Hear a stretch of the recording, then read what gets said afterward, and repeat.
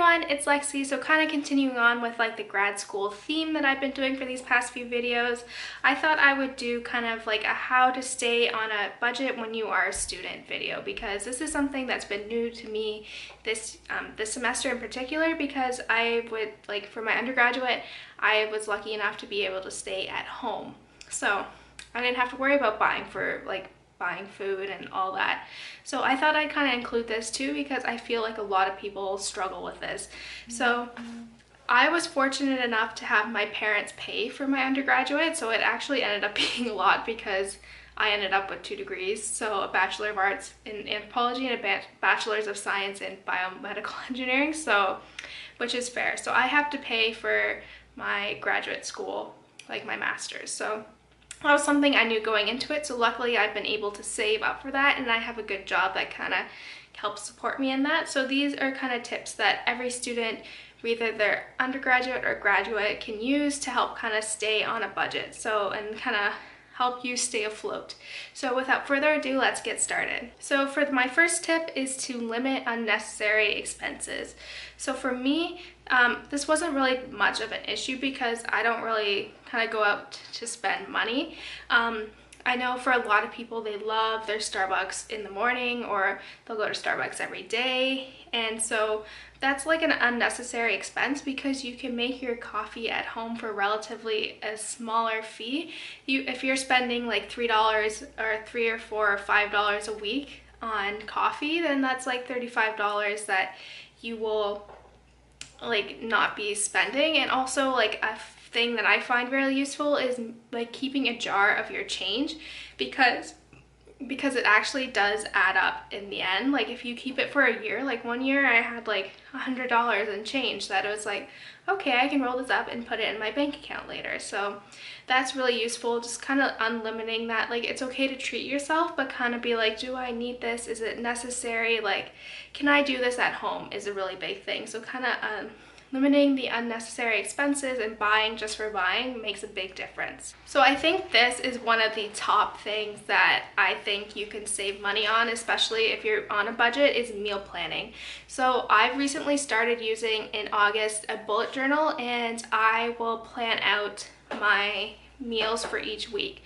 So if I have a dinner, let's say it's rice and tomatoes and feta and lemon juice, that'll be my dinner, but I'll make enough for 2 meals. So that'll be my dinner for that night, and then it'll also be my lunch for the day. So that makes a really big difference. And what I love about this bullet journal is that it keeps me accountable, and I can plan like a week ahead and figure out which groceries I need, because I only go grocery shopping every 2 weeks.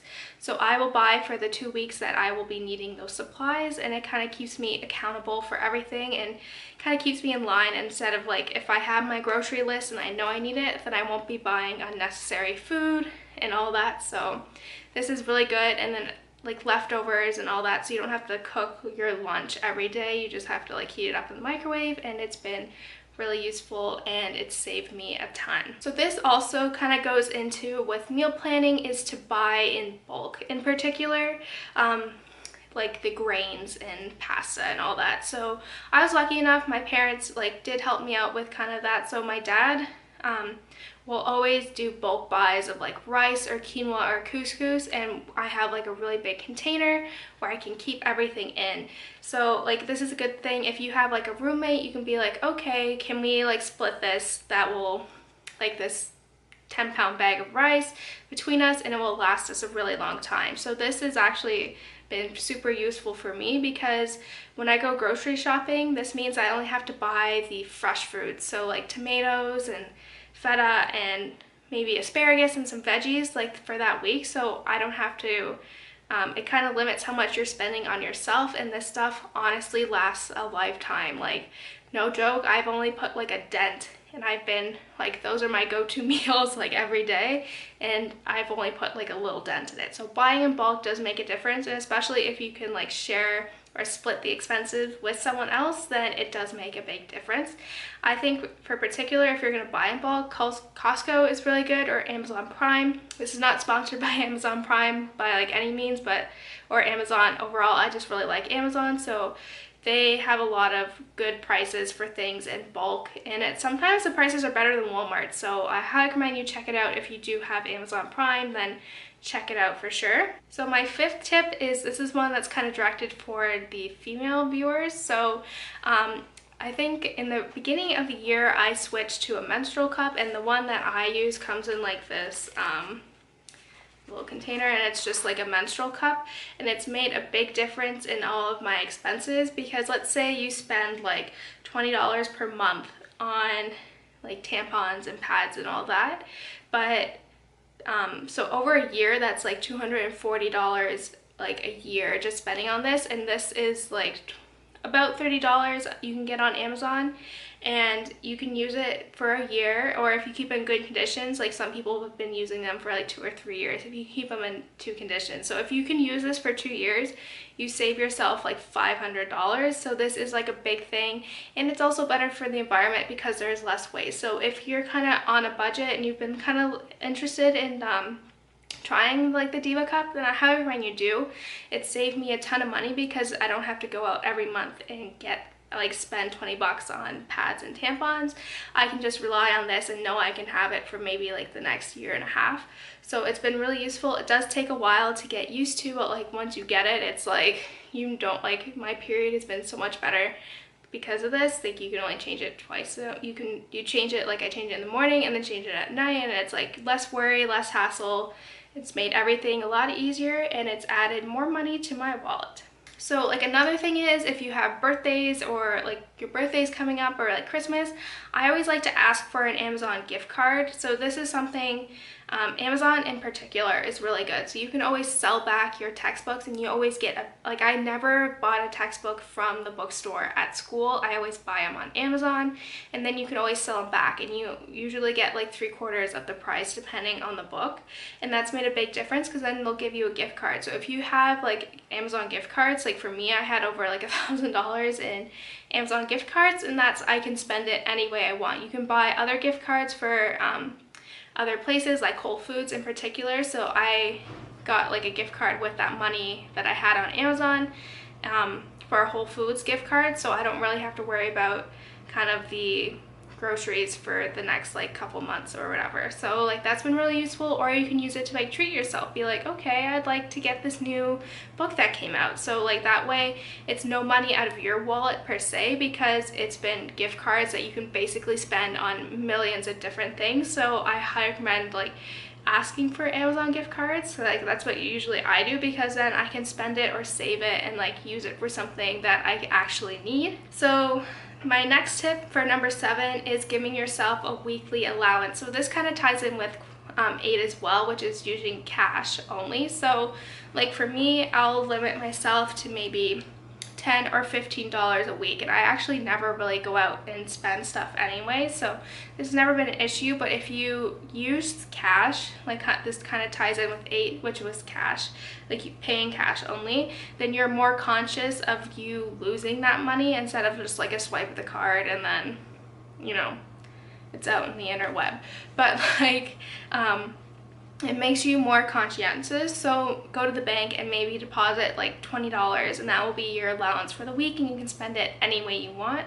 So yeah, like that is a big thing. So like you can save it, decide not to use it and use it for next week, or just kind of be like, that will be your going out money that you can use with your friends, and that way it kind of keeps you to, okay, like I only have 20 bucks, I'm going to use it wisely, so I'm not going to spend it on something that is an unnecessary expense and all that. So I highly recommend you kind of check out this plan. It's been really useful, not for me because I don't really go out and buy a lot of stuff. So but this is, if you are a shopaholic, this is going to be like a big thing for you to like kind of learn. So next thing is kind of so my 9th tip is to utilize like student discounts and like free, or where you can get free stuff or specials. So for the free stuff, let's say you want to have a movie night and you can rent this new movie on like your TV for $5, or you can just go to the library and get it for free. So that's like another thing. A library is a good resource if you want to get new,